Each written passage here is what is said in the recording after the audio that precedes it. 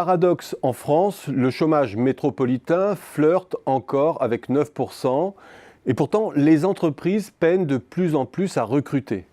Certains y voient un facteur bloquant de la reprise en cours. Et c'est vrai qu'en France, c'est compliqué de recruter, notamment pour une PME. Mais ça, on le sait depuis longtemps. Les PME désignent même la difficulté à embaucher comme le premier frein à leur croissance. Selon le baromètre trimestriel réalisé par BPI France et CO-Eurexecode, 52% des PME signalaient en mai cet élément comme principal frein à leur croissance, loin devant la concurrence accrue ou le manque de débouchés. Un chiffre en hausse par rapport au trimestre précédent.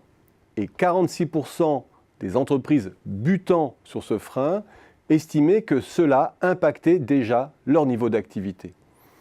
Les PME, on le sait, se font siphonner les compétences par l'administration et les grands groupes qui recrutent des surqualifiés au regard de leurs besoins réels.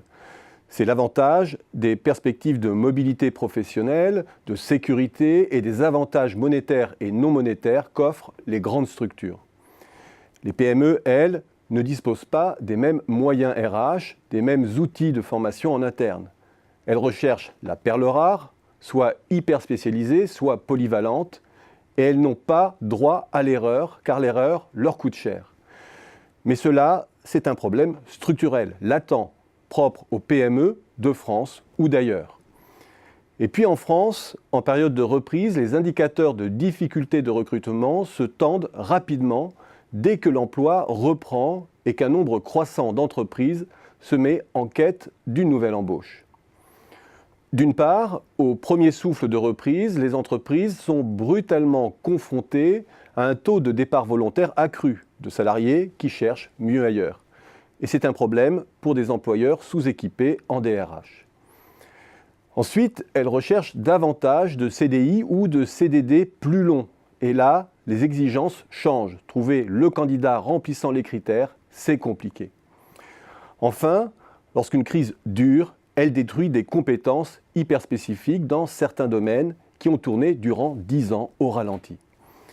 Mais tout cela signifie-t-il que l'embauche constitue déjà un facteur bloquant de premier ordre pour la croissance? Cela veut-il dire que le taux de chômage structurel, incompressible à 9%, coince toute perspective de prolongation de la reprise et que les entreprises sont déjà condamnées à faire des enchères sur les salaires pour attirer les rares talents disponibles? Bref, que la surchauffe n'est pas loin. Il y a ceux qui fixent leur attention sur la courbe des difficultés de recrutement que délivrent les enquêtes de conjoncture auprès de l'industrie ou des entreprises de services. À première vue, les pics de difficultés d'embauche sont proches de ceux observés à la veille de la crise de 2008. Pire, le pourcentage d'emplois vacants bat tous ces records. C'est spectaculaire en effet. Nous vivons des difficultés d'embauche aussi intenses, voire plus, qu'à la veille de la crise de 2008, avec un taux de chômage qui est pourtant près de 2 points supérieur. Pour cela, il est clair que c'est symptomatique d'une aggravation du chômage structurel. Mais il faut revenir sur le sens de ces indicateurs. Si embaucher, c'est intrinsèquement compliqué pour une entreprise, alors le taux des entreprises qui peinent à embaucher augmente avec la proportion d'entreprises qui recrutent. C'est tautologique. Et vu sous cet angle, le rythme d'embauche et la proportion d'entreprises qui recrutent dans le privé sont proches des niveaux observés avant la crise de 2008. Pas étonnant donc que l'on observe le même degré de difficulté à embaucher. La difficulté à embaucher est juste un indicateur redondant avec la vitalité de l'embauche et non le signal de l'épuisement du stock de main-d'œuvre disponible. Et puis, il faut mettre en perspective la dégradation, si spectaculaire en première analyse de la proportion de postes vacants. En comparaison internationale, la France reste logiquement en bas de l'échelle, aussi bien dans l'industrie que dans les services, en ligne avec le niveau élevé de son taux de chômage. Ne nous hâtons donc pas d'en faire le symptôme de nos rigidités et de la piètre performance de nos services de l'emploi.